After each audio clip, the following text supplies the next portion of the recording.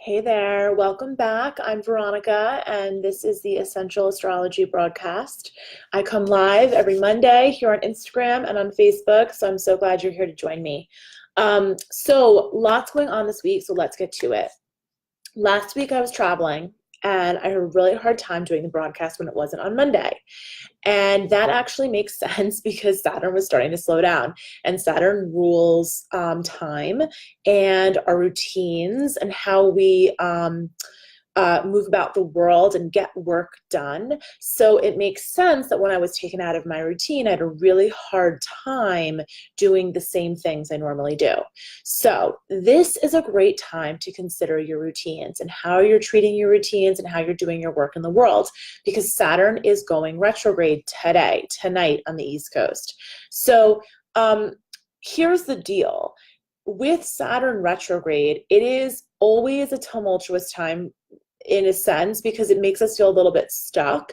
It makes us slow down, and we're not people that generally want to slow down, especially if you're a New Yorker like me. You want to go, go, go and get all the things done. And Saturn makes you double check your work. So remember when you were in school and they said you had to double check your work. Like when you were taking your math test, they said double check your work. And I always hated double checking my work because I'm an Aries and I want to just get done. And Saturn retrograde makes you double check your work. So it might not be fun, but it is important. And here's the deal. We had a lot of forward movement at the beginning of the year. We've also got Jupiter in Sagittarius this year, which is like a big blessing. We've got a lot of fire in the sky right now. There's a lot of passion, a lot of drive, a lot of motivation, a lot of energy. So it's an interesting time because we've got this stellium, a group of planets, Pluto and Saturn and the South Node are in Capricorn. And then we've got this group of planets in Taurus with the new moon coming up on Saturday. And then we've also got a lot of fire because Mercury and Venus are in Aries still. We've got Jupiter in Sagittarius for the year. We've got Chiron in Aries, which is the dwarf planet, asteroid, whatever you want to consider it. It's the planet of healing energy, if you can think of it that way. So here's the deal. There's a lot of fire and a lot of Earth in the chart right now. The only air is really Mars, which is in Gemini, which answers to Mercury, which is in Aries, which is where Mars likes to be at home. So fire and Earth is where it's at. For me personally, I like this energy because this is very similar to my chart. But for a lot of us, it might feel a little bit like I have all these ideas and I have all this stuff and I want to get it going, but something is slowing me down. It's not feeling like I'm in flow. It might not feel like you're in flow because there's not a lot of air right now and there's no water. Now, we've had a lot of water this year, so I kind of think it's good that we don't have water because water can kind of slow us down too. Water and air are the water and earth are the yin elements. They're the more feminine. They move a little slower, you know. The air and the fire elements, those signs, they want to move forward because they are the masculine, right? So here's the deal. And I've said here's the deal many times. Here's the deal. You might be feeling a little stuck, a little slow the past week or so. We did have Jupiter go retrograde the 10th of April, and then we had Pluto go retrograde last week, and now we're having Mars go retrograde tonight. Now, when a planet stations, it slows down to move retrograde, you sometimes feel it even more, the stationing period, when it's going retrograde, and the stationing period when it starts to go direct again, than you will during the period. Sometimes, for some people, it's actually more potent. So with that said, if you're feeling that slowdown, if you're feeling that stuckness this week, it's okay. Breathe into it. You will not feel stuck this whole retrograde period. In fact, Saturn will probably bring you back to review a lot of the things that are really important for you to execute, either after this period of retrograde is done or throughout this time, or something maybe you executed, but you want to go back and refine it. Saturn is really good at creating systems. I don't know what's going on with Instagram because it is saying that my live video has ended. Instagram's been really weird lately, but I'm just going to keep going for you guys here on Facebook, and then they can hop over if they want to. Okay, so here's the deal with, I keep saying that today, I don't know why. With Saturn and this new moon. This is really a time of systemizing, taking responsibility, being really honest with yourself about the time you're spending on the work you're doing, where you want to be using your time. Saturn rules time, as I mentioned. The new moon will be in Taurus on Saturday, and the moon is exalted in Taurus. So it's a positive new moon, but it comes with a heavy dose of responsibility. So you want to be clear this week. You want to kind of put on your, big girl or big boy pants and really choose where you want to put your energy and your time with this retrograde. Because when things move slower, it might feel like we're not in that flow to like do a million things and have them get completed. And we're kind of, that New York sensibility of like, I can do all the things. You might feel like you have to do one thing, complete it, do a good job, move on to the next thing, complete it, do a good job, if that makes sense. So Saturn really likes you to go step by step by step in a particular direction, like a good yoga class. It wants you to follow the trajectory. It wants you to follow the arc. So really in that way, this is a great opportunity for you to figure out what are the steps to get where you want to go. And also, this is a great time to journal because Saturn and Pluto coming together at the very beginning of 2020 is going to be a monumental history-making time. We are already feeling that energy. I talk about it nearly every week here. So with that said, you want to journal because you might want to look back at this time and see what was going on when Saturn and Pluto came together 30 years from now, 35 years from now. Another thing is that you might realize that you come upon with the Saturn retrograde and with Pluto and the South Node in the mix, you might come upon some systems that will really help you going forward, and you're going to want to document those. In addition, you might notice that you're letting go of stuff right now.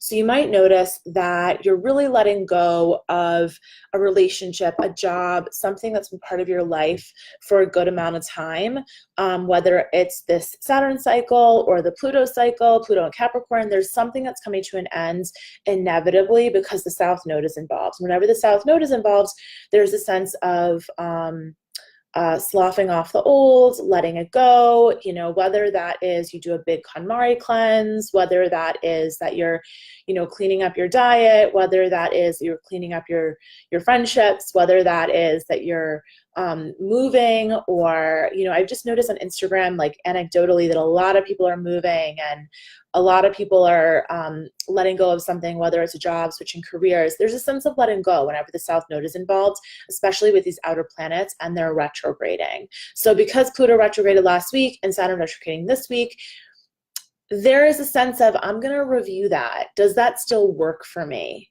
Is it time to let it go? And so you might be feeling that in your life. And if you're feeling that, you're not alone. You just want to be really clear and really deliberate and cautious about what you let go of right now. And not saying that you shouldn't let go of it, because if you feel that you should and it's in alignment with your values, then go ahead and do that.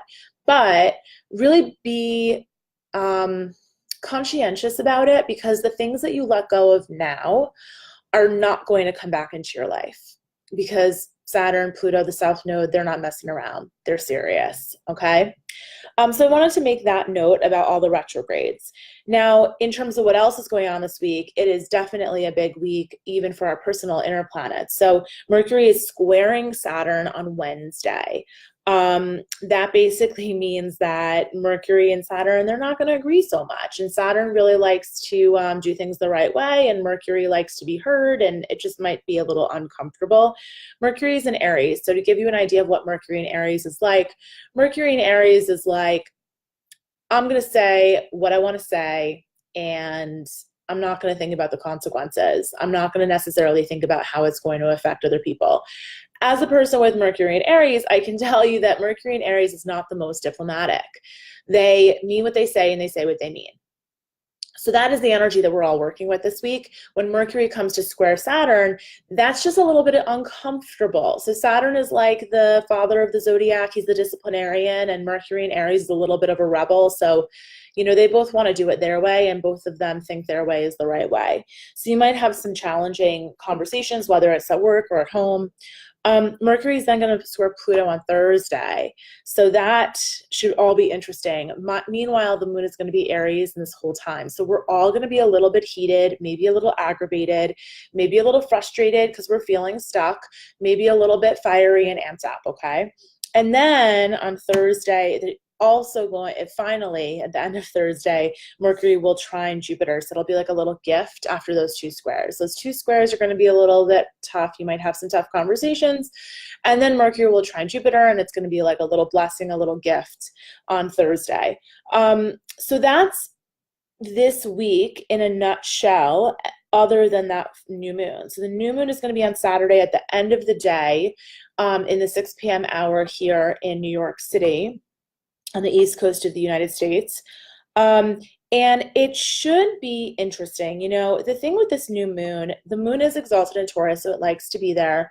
It is, the new year for all the Taurus babies out there. This is like their new year.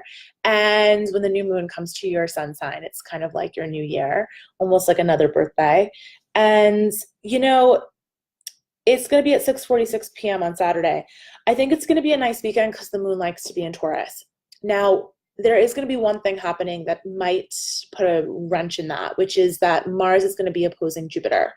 Mars opposing Jupiter, Mars is in Gemini and Jupiter is in Sagittarius. And the thing about Mars opposing Jupiter is that Mars opposing Jupiter can kind of be this huge blessing, a lucky transit. Or it can make you feel a little bit too big for your britches. So you might feel like you've got the stuff to make a move or say something that's a little bit offensive, or, do something that maybe doesn't sit well with someone in your life. And you don't necessarily have the big britches that you thought you had, if that makes sense. So that can be a little bit dicey. Now, if you are coming into the weekend with a sense of self-awareness, if you are coming into the weekend with a sense of humble confidence, then you will be fine. Then you can look at this like Mars opposite Jupiter as a nice, sweet gift at the coming along with this new moon, which is going to be nice because the new moon is going to be trining that Capricorn stellium that we talked about, Pluto, Saturn, and the South Node. So it's going to be a nice new moon, I think. I think it's going to be a moon for manifesting the stuff that you're really committed to. Taurus and Capricorn love commitment, and Virgo. All the earth signs really love when you dig in and commit and get into it. And really, this new moon and the Saturn and Pluto stuff with the South Node, they're all going to be rewarding deep commitment, hard work, doing the tough stuff and going step by step. Those are the things that really are going to be rewarded with this energy right now and with this retrograde. So take some time to journal this week and figure out exactly what you want to be creating, especially during this retrograde period. And maybe what you want to be creating is space for you to rest.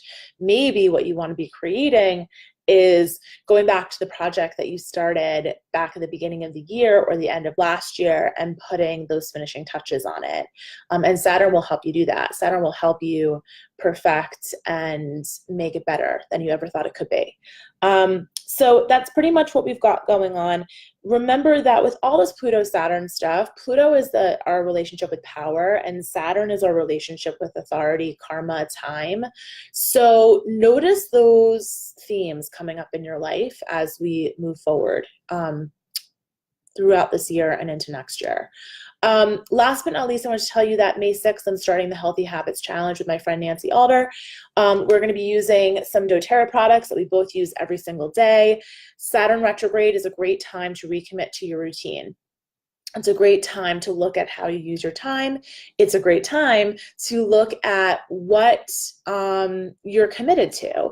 And so if you have been wanting to recommit to your health And this is not a cleanse. This is about adding good things into your daily routine that don't take a lot of time. This is not about taking anything out. It's about adding good stuff in. We are going to be launching May 6th. So if you do want to get in on it, you can get the Daily Healthy Habits Kit from doTERRA. It's about $150. If you would like to get it through me and you'd like to join my doTERRA community, just message me, and I can also put a link here to my doTERRA shop, and you can check that out. One last thing is that there is an article in Shape Magazine that went up yesterday from my dear client, Anna, and she wrote about having an astrology reading with me. So if you've ever been interested in finding out what a reading is like, this is a nice little peek inside someone else's reading. So if you do want to book a reading with me, I only have a couple spots left in May, and I'm starting to book into the summer because summer is eclipse season, which is what we call the busy season for astrologers because eclipses always bring up stuff. So if you want to get on the schedule in the next couple of months, give me a shout and I will make sure that you got a spot, okay? I will see you guys soon or next week, and maybe I'll pop in and talk about the new moon a little bit more on Saturday if I have time, okay? Have a great week.